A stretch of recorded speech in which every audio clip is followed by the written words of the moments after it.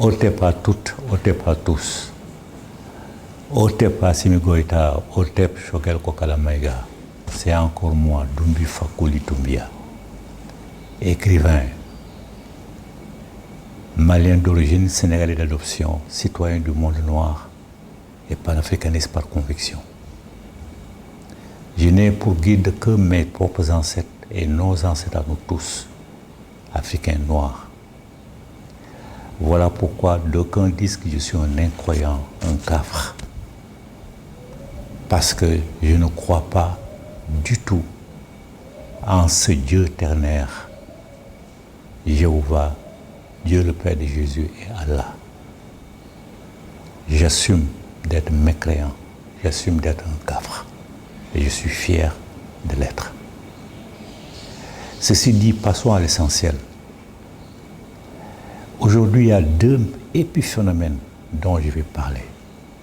Épiphénomène, ça veut dire qu'il ne mérite même pas qu'on en parle, mais on va quand même en parler, parce que ça fait l'actualité. Le premier épiphénomène, c'est la sortie insultante du président du Niger, Mohamed Bazoum. Voilà cet homme-là, un homme dont la mémoire est aussi transparente qu'un tamis qui laisse passer tout. Voilà un homme dont le pays a été secoué par cinq coups d'État, dont au moins 3 militaires. On peut comprendre que c'est une Kountia plutôt, quand il a fait son coup d'État, il était un bébé même. Mais Ibrahim Baré Nassara, il était adulte. Il a même applaudi à ce coup d'État. On l'a vu dans les rues applaudir à ce coup d'État. Donc il a oublié tout ça, il condamne la junte militaire qui a fait un coup d'État pour les mêmes raisons, c'est-à-dire débarrasser le pays de ses vermines. Donc ce gars-là, sa sortie malheureuse et insultante, ne mérite même pas qu'on en parle. Mais il fallait l'évoquer. Le deuxième épiphénomène, c'est la sortie de Emmanuel Macron, la sortie liberticide d'Emmanuel Macron pour son peuple. D'ailleurs, dès qu'il a fini, il y a eu des réactions sur toutes les chaînes. Il y a eu des réactions en masse pour dénoncer le projet qu'il va faire. Et chacun sait que les Français ne sont pas des gens faibles, des gens oublieux, des gens traîtres, des gens poltrons, et qui ne vont pas respecter ses souhaits. Les Français n'accepteront jamais qu'ils les mettent sous coupe, n'accepteront jamais qu'ils les maltraitent, qu'ils menacent de les amener en prison ou de perdre le travail. De toute façon, ils ont déjà tout perdu. Ils ont déjà tout perdu ou presque. Et avec les prochaines mesures, là, l'économie française va s'enfoncer de plus en plus. C'est un épiphénomène qui ne nous concerne pas. Mais si j'en parle à Assimi Goïta et Choguel Kokalamaïga, c'est pour que vous ayez à l'œil notre maman, la ministre de la Santé, qu'elle ne cède pas à ces pressions imbéciles de Macron. Parce que Macron nous vise aussi. Macron vise aussi l'Afrique, surtout l'Afrique. Macron s'est permis de dire que les mesures qu'elle va prendre seront aussi bénéfiques à l'Afrique grâce au vaccin. À l'Afrique, parce que l'Afrique est pauvre. Macron sait très bien, et vous aussi vous le savez, si vous ne le savez pas, sachez-le maintenant, les vraies richesses sont les richesses naturelles. Parce que l'être humain ne peut pas les fabriquer. Et les richesses naturelles, vous savez que c'est nous qui les détenons. La France n'a rien. Elle n'a que ces deux mamelles, l'agriculture et l'élevage. Elle n'a rien d'autre. Tout ce qu'elle a, elle le vole à l'étranger. Donc Macron, son pays est un pays pauvre comparativement au nôtre. Si Macron parle de nos pays comme des pays pauvres, c'est parce qu'il pense à l'argent. L'argent qui n'est rien d'autre qu'un bout de papier avec des dessins et ne représente rien. Les pays qui ne sont pas dans la zone franc ne sont pas moins développés, ne sont pas moins moins heureux que les pays qui sont dans la zone franc. La Guinée à côté. La Guinée n'est pas plus malheureuse que le Mali. Un Cap-Vert à côté. Cap-Vert n'est pas plus malheureux que le Mali. Hein? Donc, ce que je voulais vous dire, c'est que ce que Macron a dit, mettez-le à la poubelle. Ne laissez pas notre maman lui accorder de l'importance. Parce que tout le monde sait que le coronavirus, je le répète, est faux. Ce n'est pas vrai, ce n'est ni une épidémie, ni une pandémie. Absolument rien. C'est une maladie fabriquée en laboratoire. Une maladie fabriquée en laboratoire ne peut pas être une épidémie ni une pandémie, parce qu'une pandémie et une épidémie sont naturelles. Donc le coronavirus est un faux prétexte pour essayer d'exterminer le monde. Leur projet est clair. Réduire la population mondiale de 7 milliards à 500 millions d'habitants. Ils vont sélectionner ceux qui vont faire partie de ces 500 millions d'habitants. Et grâce au 5G qu'ils veulent implanter partout, ils peuvent manipuler les gens à distance. Voilà pourquoi il ne faut jamais accepter que le 5G soit implanté chez nous. Macron a dit la bête est là. C'est qui la bête? Il faut lire l'Apocalypse pour savoir à quoi Macron fait référence. C'est une hypostase de Satan aux 7 visages criminels. Donc Macron lui-même et ceux qui le gouvernent, parce que certains lanceurs d'alerte ont laissé entendre que Macron n'est qu'un exécutant d'une minorité qui le domine, d'une minorité certainement issue des États-Unis. Dans tous les cas, Macron est en train de détruire son propre pays pour faire plaisir à la bête qui est là. Et chacun sait que la bête qui est là exige des sacrifices humains. Ça, on le sait. Tous les mauvais esprits, les satans, qu'ils soient imaginaires ou pas, exigent des sacrifices humains. Exigent la destruction du monde. C'est pourquoi Macron n'hésite pas à détruire son économie, à détruire son peuple. Mais les décisions que Macron prend ne nous intéressent pas, n'intéressent que lui et son peuple. Et son peuple est en train de se soulever, de rejeter toutes ces décisions qu'il a annoncées. Donc nous ne sommes pas concernés. Il faut surveiller votre ministre de la Santé, notre maman, qu'elle ne sacrifie pas nos enfants en suivant les informations et les menaces ridicules de la France. Ça, c'est le deuxième épiphénomène. Maintenant, ce que je vous dis, que je l'ai déjà répété, n'écoutez personne. Gardez le pouvoir aussi longtemps que nécessaire. D'ailleurs, vous avez le soutien d'une grande personnalité, le Cyril de Nioro, et certainement d'autres qui ne disent rien. Mais dans tous les cas, vous savez très bien, pertinemment, et le monde entier le sait, vous ne pouvez pas organiser les élections dans les délais qui vous ont imposés. Faites fi de ces délais-là. Gardez le pouvoir aussi longtemps qu'il le faut jusqu'à débarrasser notre pays de toutes ces vermines, jusqu'à permettre à notre pays d'organiser des élections libres, des élections transparentes, des élections égalitaires pour tout le monde. Je vous l'ai déjà dit. Si vous acceptez, vous cédez à leur pression ridicule, criminelle, vous allez écarter de la conquête du pouvoir de vrais matriotes, comme Zoumana Sako, comme Cheikh Moudou Diarra, comme Cheikh Omar Sissoko, comme ma sœur Aminata Traoré Traoré, si toutefois ça l'intéressait d'aller à la conquête du pouvoir. Donc vous savez que vous ne pouvez pas, vous ne devez pas remettre le pouvoir au bout de 9 mois. Gardez le pouvoir aussi longtemps que possible. Tout le Mali est d'accord avec vous, sauf les antimatriotes, sauf ceux qui n'aiment pas le Mali, qui veulent récupérer le pouvoir pour le remettre à la France impérialiste. Non seulement le Mali, mais toute la jeunesse africaine vous regarde. Ses yeux sont braqués sur vous, ce que vous allez faire. Donc elle vous encourage à poursuivre. Au-delà, tous les Africains et tous les descendants des Africains de la diaspora ont le regard tourné vers vous. Ils espèrent que vous allez réussir votre coup, remettre le Mali sur les bons rails et donner l'exemple à tous les autres pays environnants. C'est ce qui fait peur aux autres pays environnants.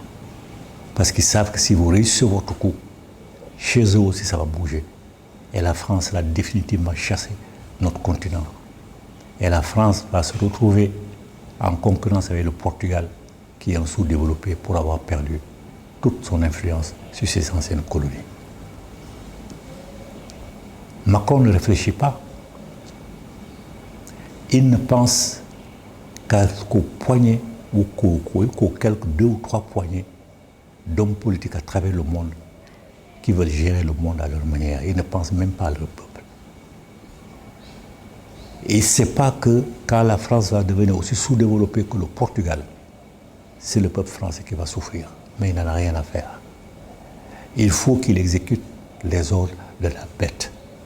Et la bête, je le rappelle, c'est une hypothèse de Satan, si ce n'est Satan lui-même, qui exige des sacrifices humains. Ils font des sacrifices humains. Dans tous les cas, vous devez savoir que le monde physique ne peut pas fonctionner sans le monde invisible. Les deux sont intrinsèquement liés. Eux le savent. Ils disent de vous que vous êtes des sorciers, n'importe quoi, vous ne croyez pas en Dieu. Mais eux, ils sont pires. Ils sont pires que les impies eux-mêmes. Parce que nous, on ne fait pas de sacrifices humains, en tout cas. Notre vraie philosophie repose sur les 42 commandements de la Maat, qui exigent le respect absolu de l'être humain. Aucun sacrifice humain. Et pour mémoire, je vous rappelle que si, dans quelques jours, vous allez fêter, le Mali va fêter la Tabaski, c'est grâce à nous. Quand Abraham est venu chez nous, son peuple sacrifiait leurs nouveau-nés, tous ces nouveau-nés, à un esprit maléfique qui s'appelait Moloch.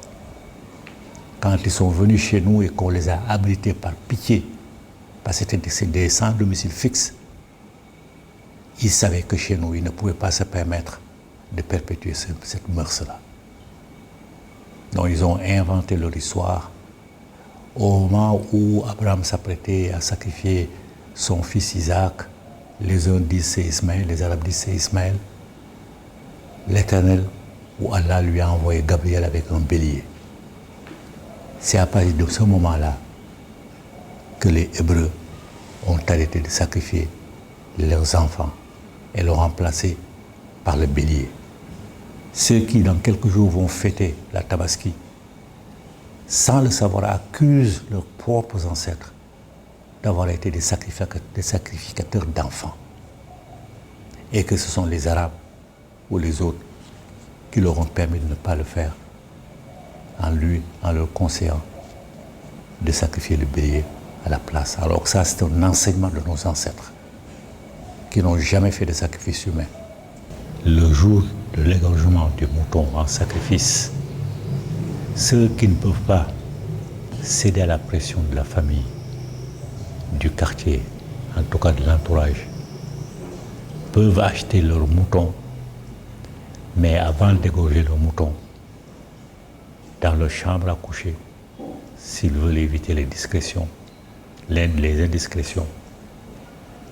ou s'ils n'ont pas peur des indiscrétions, avant que le boucher, que la personne chargée d'égorger le mouton le fasse, ils posent leurs mains sur la tête du bélier et ils disent que c'est pour leurs ancêtres, côté maternel, côté paternel, que c'est pour leurs ancêtres, uniquement pour leurs ancêtres, pour les honorer et les remercier de les accompagner.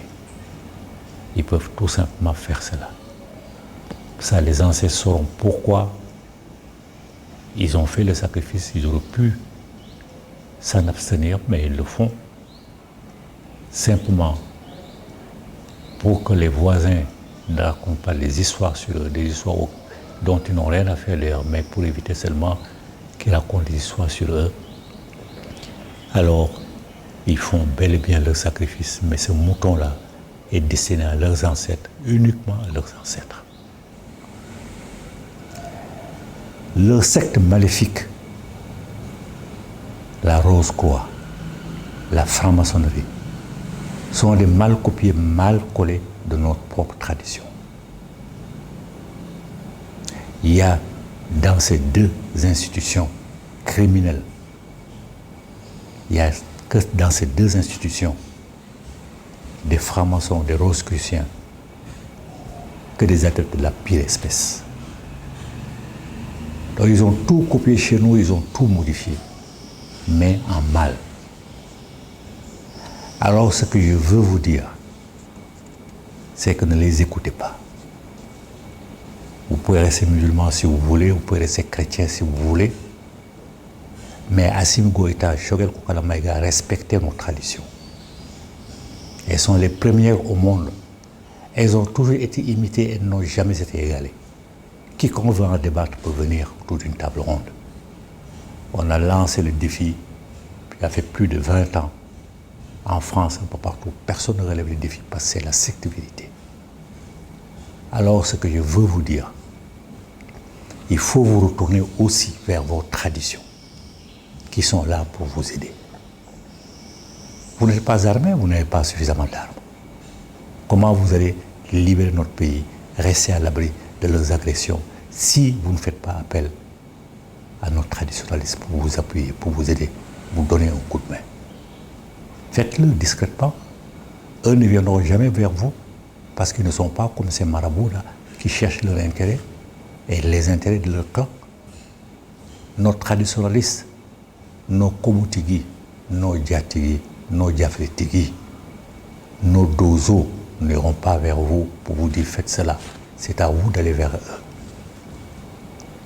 Je vais en profiter avant de sortir de cette discussion pour vous dire une chose. L'ancien ministère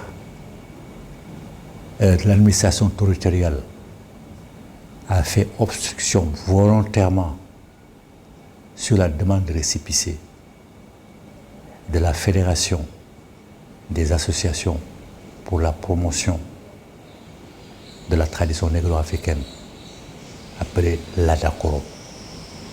Ils ont fait volontairement obstruction, nous envoyant de Bamako plutôt à Koutiala et inversement, et ils n'ont rien fait. Depuis le 14 janvier, nous avons introduit cette demande. Ils sont partis. Ceux qui faisaient obstruction sont partis. Une nouvelle équipe est venue sous votre gouvernement que vous avez formé, que vous avez nommé, que tu as nommé toi, Choguel Maïga, avec l'accord d'Assimi Goïta. Nous avons reconduit cette demande de récépissé. Jusqu'à présent, elle dort. Alors, à quoi jouent ces ministères de l'administration territoriale? Jouent-elles en faveur de l'islam? Veulent-ils nous bloquer, nous empêcher d'être aussi à l'air libre, de participer à la gestion humanitaire, à la gestion spirituelle de notre pays, alors que nous sommes mieux placés que les musulmans, que les chrétiens, que n'importe quelle autre religion? Nos compétences, ils n'en ont même pas la moitié de la moitié. Et votre ministère, celui actuel, je l'ai relancé, j'ai écrit. Silence absolu. Alors je vous demande au nom de l'Adakoro, la fédération de toutes ces associations qui couvrent plusieurs villes et villages du Mali et qui va s'étendre davantage. Je vous parle en son nom, au nom de l'Adakoro. Alors faites tout pour que votre ministre de l'administration territoriale nous donne notre récépissé auquel nous avons droit. C'est un droit. Si c'est un groupe musulman qui avait demandé il y a longtemps qu'ils l'ont eu. Et il nous fait traîner. Pourquoi? Parce qu'il est musulman, parce qu'il est imam ou fils d'imam.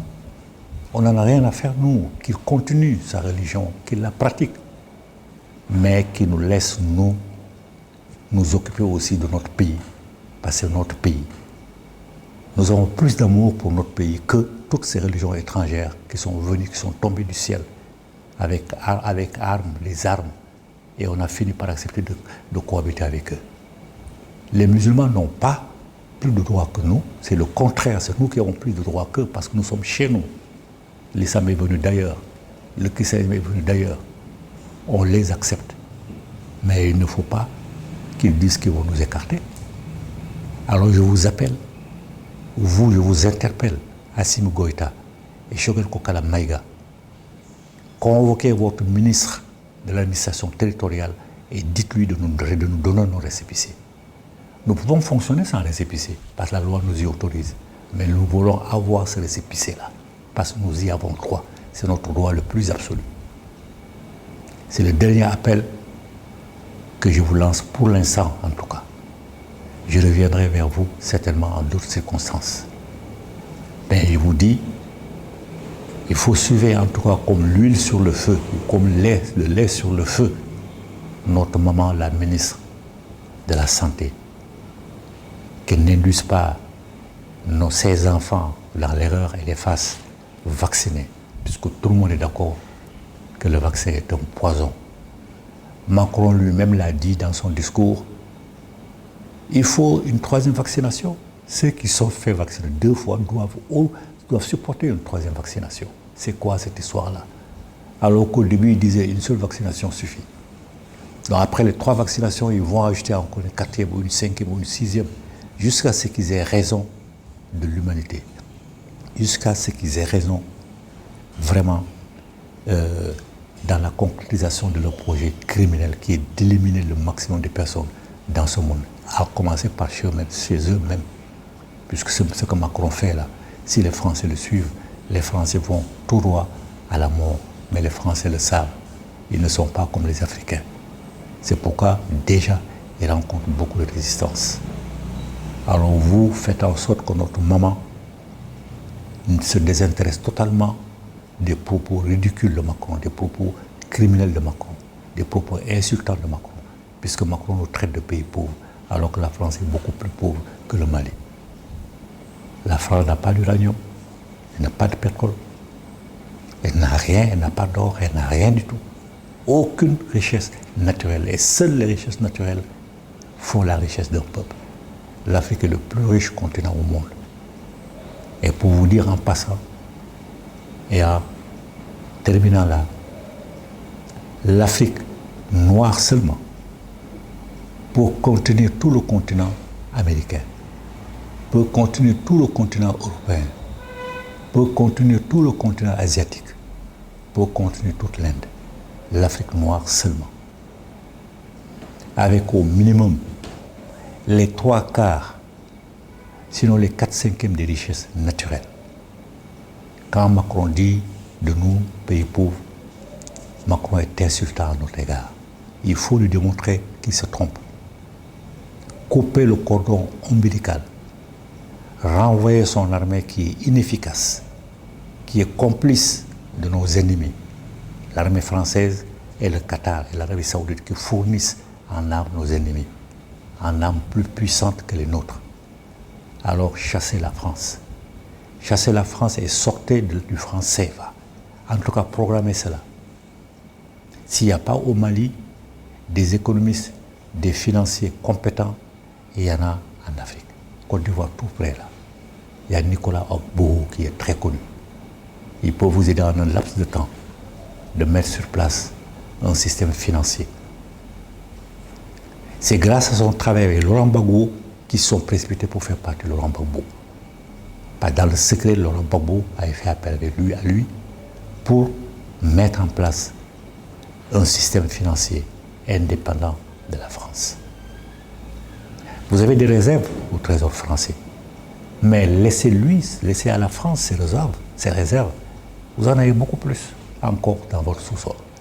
Et aucun pays au monde ne refusera de prendre l'or en garantie, en échange de vos achats. Alors réfléchissez à tous ces projets. Dans tous les cas, je termine en vous rappelant que vous devez garder le pouvoir aussi longtemps que possible et que vous avez le soutien de tous les Maliens patriotes, de tous les Africains patriotes, de tous ceux de la diaspora patriote. Voilà ce que je voulais vous dire. Ne tremblez pas, ne cédez pas. Ne cédez pas. Vous allez faire l'honneur de l'Afrique. l'honneur du monde noir. On va enfin pouvoir nous libérer définitivement de nos dictateurs, de nos esclavagistes et de leurs suppôts chez nous. Merci de m'avoir écouté. Vie, santé, force. Que nos vénérables ancêtres vous inspirent la pensée juste, la parole juste et l'acte juste et courageux et patriotique.